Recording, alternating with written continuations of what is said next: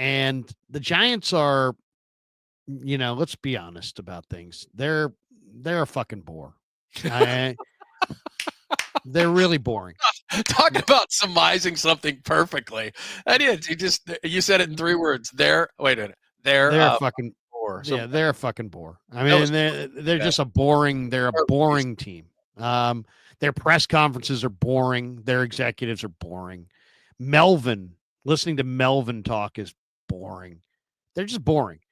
They have boring players, and it's a boring thing, right? It's bad. I mean, I don't want to. I'm not trying to hate on them or anything. It's just boring. I'm bored by it.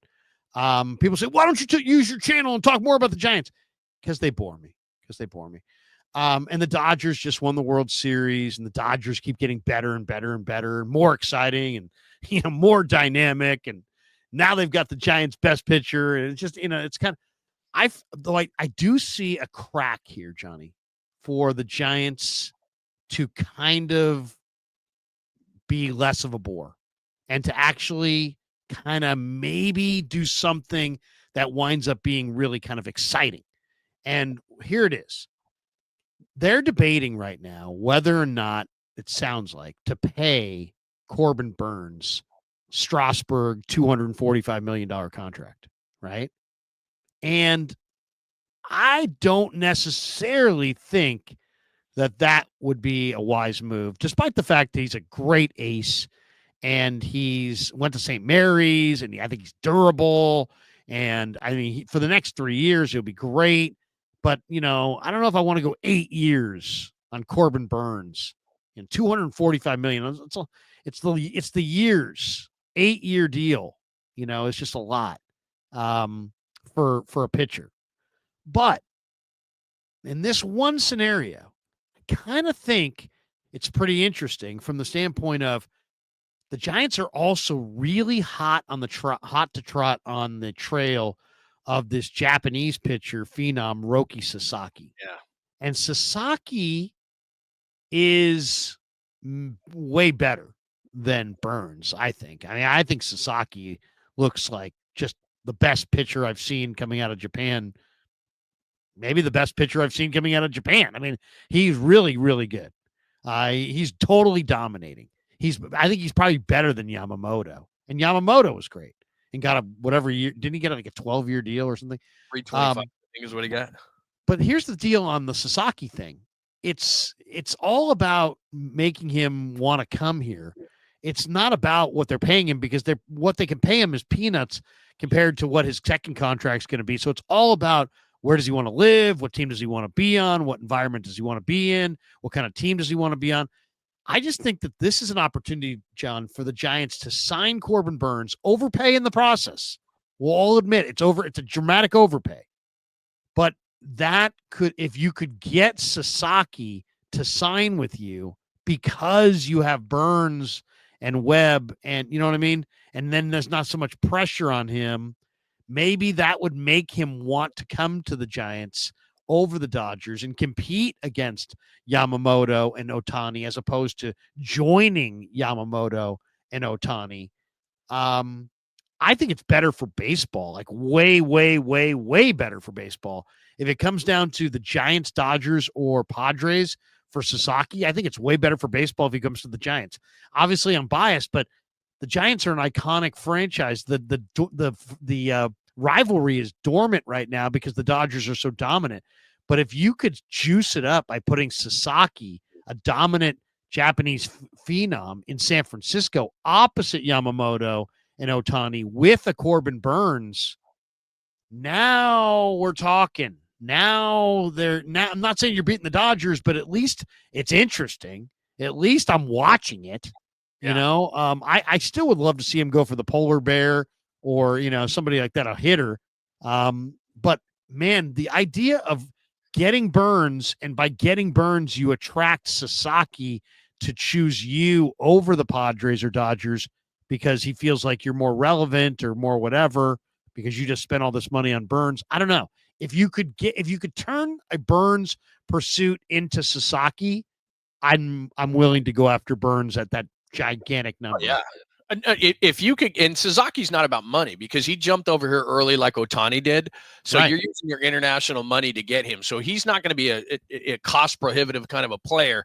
He'll make money on his second deal like Otani did. And then after that, he's got a ton of endorsements in Japan. He just wants to go against the best. So Sasaki is literally going to make his decision with it's not going to be about the money. And like you said, everybody seems to be in on it. The Padres, the Mariners have a obviously a rich history with Japanese players with Ichiro, and they had that closer Sasaki up there, so they could do it. The Padres have Yu Darvish on their team. I think one of the things that could help the Giants, because not to go through this whole thing with their lineup, but essentially they lack, I think, and I know Yaz is going to come back probably, but a right fielder and a first baseman. That's really because it looks like they're set at second, short, third, catcher, left field Ramos, center field Jung Hoo Lee. Right field and first base is where they could upgrade. The reason why I'm bringing that up is Seiya Suzuki is supposedly on the block with the Cubs. He was injured last year, but still had over 20 home runs, knocked in 70 runs. I really like him. He's a good defensive right fielder. He'd be an upgrade over Yaz, who could then be a fourth outfielder, and it wouldn't be a problem. And he could play anywhere in the outfield. But Seiya Suzuki is a Japanese player. Now, I don't know what kind of relationship he has with Sasaki, but now because Japanese players are so prevalent, I do wonder if the Dodgers have a couple, obviously, and the Padres have Darvish, and the Cubs, who are supposedly in it, have Suzuki. I wonder if he'll come over to a team and it's a factor of whether there's a player that can kind of show him the ropes and have a comfort level, and they've already got an interpreter there and all those kind of things. The Cubs also have Imanaga, the pitcher that came over from Japan. So, they got a couple of guys. The Dodgers, I don't know this for a fact. I'm just kind of wondering if, he would feel more comfortable like that. If you could get a Seiya Suzuki, he could play right, which would help you anyway, and maybe help ease Roki Sasaki into it. Because if you think about getting Burns, Sasaki's your third, Ray is your four, and then whether it's Harrison or Birdsong is your five, you could even trade one of those other guys and get a short-term first baseman until your big guy is ready. I mean, to me, that's the best of all worlds, because I don't want to see Lamont Wade Jr. up there. Hey, getting on base is great, man, but first base is a power position. Can you get somebody? Can you trade one of those young pitchers? Because if you could get Sasaki, you just replaced him. He's 23, and he's not. To me, the way the Giants fans buy these hats and everything. Why not? If you got Alonso, he'd pay for himself in polar bear hats. It would be the new panda hat. I mean, it would just. Oh yeah, you kidding me? You know how many people are walking around saying, "Get me a polar bear hat"? That guy would pay for himself. Yeah, that's a great point. I mean, I'd love to get him right-handed power in this park. It's one thing if you're hitting left-handed. I know Bonds did it, but we all know the story there. But if you get right-handed power in this ballpark, you can hit it out to left. I'm not saying you won't have a few taken away from you, but you can hit the ball out to left. It's not nearly as daunting. I would love to get Pete Alonso. I don't know what they're thinking as far as where they need to keep their number, because the Yankees are out. The Yankees are out. We assume the Mets are in, but I don't know. I mean, it seems like Pete Alonso's market is not quite what it could be, and I just think that Alonso is the kind of guy that a lot of people are like, oh, his contract can be a nightmare. But I don't know. I don't know what he's going to get exactly. Because I will give him this. He's fun to watch. I'll say this: if he's on the Giants, I'm much more likely to watch. Oh yeah. Well, and here's the thing too. Just first baseman just went off the board very quickly. I know a lot of people were mad. Giants fans are mad they didn't get Goldschmidt.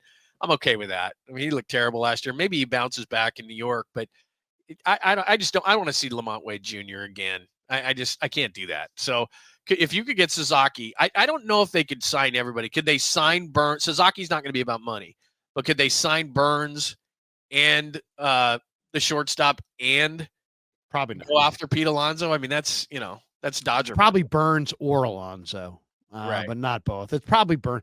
I mean, I would love it if they could go Burns and Sasaki, and then I'll tell you the other one. If they didn't go Burns, the team that to me would be a good partner. I'm reading the Padres want to, shed payroll. They have Luis Arraez. The Giants have all these strikeout bats. Arraez is a great contact hitter. He can play first. They also have who's the other guy they have that's got the big contract, who can play first and second. Oh, Cronenworth. Yeah. I mean, how about this? How about take Cronenworth and some of that bad money off their hands, put him as a part-timer at first base, and have them give you Dylan Cease for for having taken Cronenworth. I mean, Yeah. Cronenworth's owed like $70 million over the next, whatever. What if you took that 70 million or 50 of it off their plate and said, give us a good deal on Cease. We'll give you a prospect deal, but not a favorable deal to us because we're taking on all that money. That's where if I was the Giants, I'd try to use my financial weight because the Giants mint money. It's like the one thing they have is money. Yeah. Go, if you can use money to make a deal, I would do it.